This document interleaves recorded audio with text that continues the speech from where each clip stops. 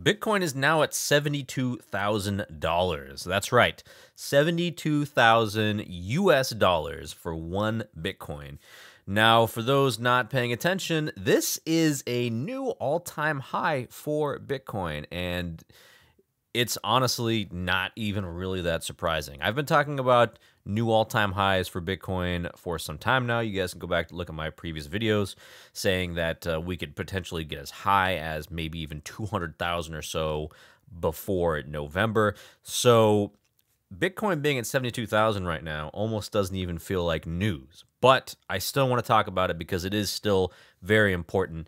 We can see here on the Fear and Greed Index, we're sitting at about 89, or an extreme greed for Bitcoin. And that's not really surprising when you consider the fact that it's been up over 6% in the last 7 days.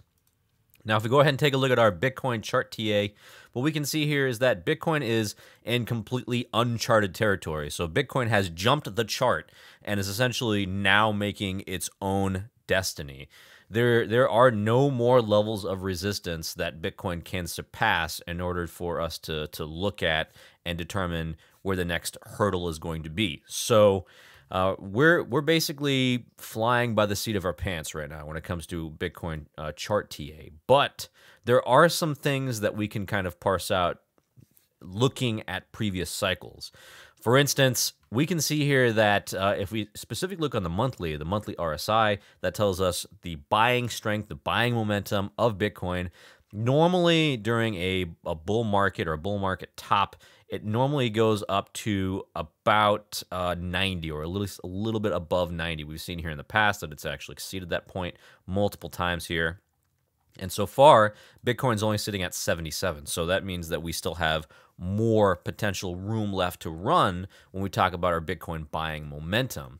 Now, there's another thing that's going on that's really important, and I want to make sure I bring it to your guys' attention, and that is what happened to the rest of the market today. So the traditional market, starting specifically with the NASDAQ was actually down today. It was down about 0.41%, and this is particularly notable because the fact that Bitcoin and the NASDAQ have mostly traded in lockstep with each other. However, we can see here that today Bitcoin is up about 5%. Now, you may be thinking, okay, well, what's going on here? Normally, you have the same kind of investors that tend to buy tech stocks as buy Bitcoin. Well, it seems like we're seeing a little bit of a differentiation in the market. The market is actually diverging for Bitcoin. This is something I've talked about quite a bit in the past year or so, but Bitcoin is trading more like gold, for instance. If you go ahead and take a look at the gold and silver index, the gold is actually up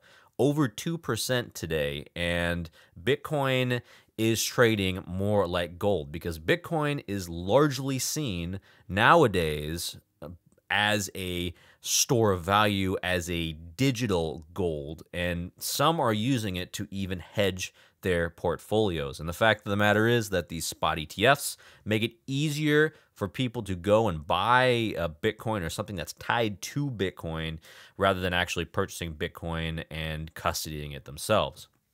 Now, one of these people who keeps buying Bitcoin is, of course, Michael Saylor. So Michael Saylor has announced that not only did they do an $800 million offering, so they took out $800 million of debt at MicroStrategy, but they bought 12,000 more Bitcoin, okay? And honestly, Michael Saylor will just not stop buying Bitcoin. You can actually see right here, they bought it at 68,500. So they were actually kind of, I don't want to say close to buying the top, but they were up here buying. And Michael Saylor will continue to buy regardless of what the price is because he loves Bitcoin and he understands that it's a scarce resource and a scarce commodity, and he will continue to buy Bitcoin regardless of the price. He will continue to dollar cost average in, and I think that we're gonna see this strategy play out, and it's going to be incredibly powerful and impactful for MicroStrategy. So far, it's actually worked fairly well. You can see here that they have 200,000 Bitcoin for an average price of 33,000 per Bitcoin. So they're up over 2x currently on their Bitcoin position. So that's actually fairly impressive, I think. Now, it's not just Bitcoin that's rallying. If we go ahead and take a look at the total crypto market cap, we can see that we're actually all the way up here to about 2.7 trillion. That's right, 2.7 trillion total crypto market cap. And this is higher than at any other point except during the 2021 bull market top that we saw the market cap go all the way up to almost $3 trillion. So we're really, really close here to the all-time high in the total crypto market cap. So it's not just Bitcoin that's rising. We can see here altcoins are having an absolutely fantastic year and 3 months. Stable coins, again, rising dramatically. Now, again, with stable coins, it's not the price, but it's the number of these coins that they're actually being held. And DeFi also moving up pretty strongly here. So it's not just Bitcoin, but Bitcoin is fueling this rally much in the same way that we saw back in 2021.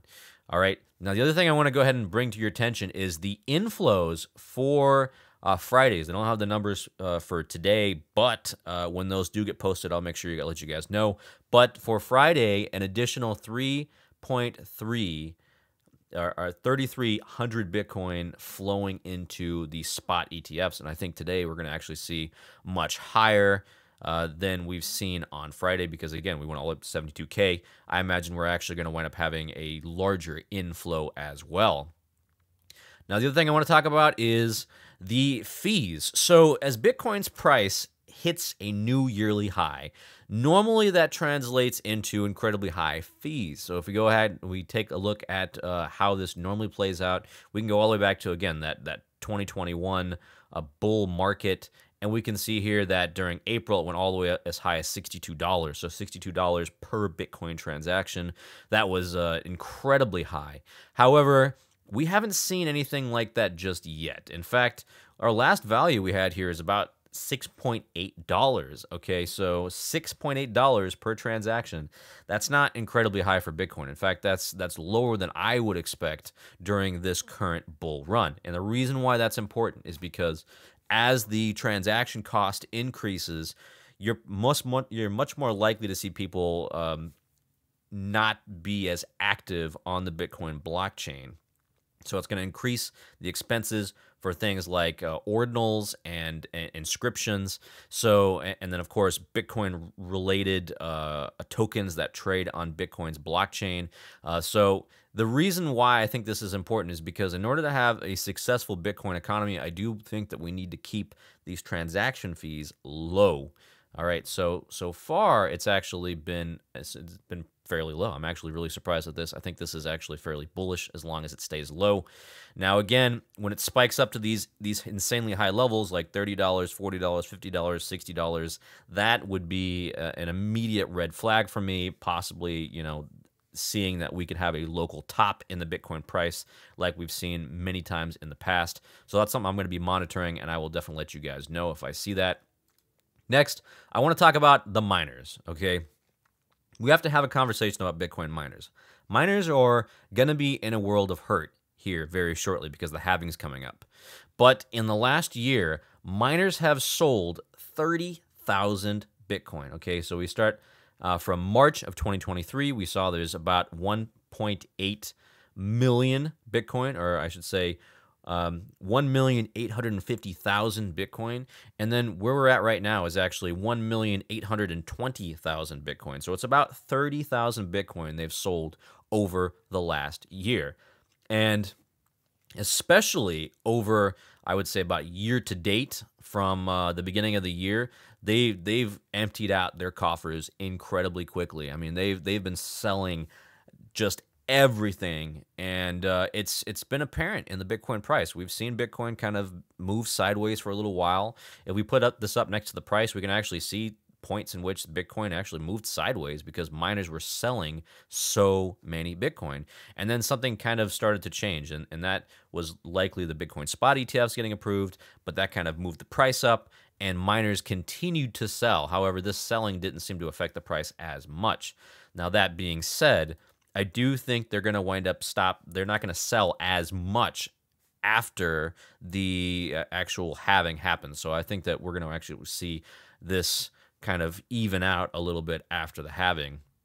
But until then, they're going to absolutely sell every single Bitcoin that they mine, especially at 72,000, in order to raise money to try and compete in an environment where they're going to have half of the rewards after the halving.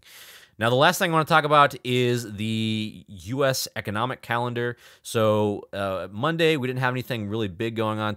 And Tuesday, we have the core CPI numbers. Okay, so the consumer price index is going to be released tomorrow morning. So make sure you guys are aware of this. This can drive Bitcoin's price. They can drive crypto in general and stocks, of course.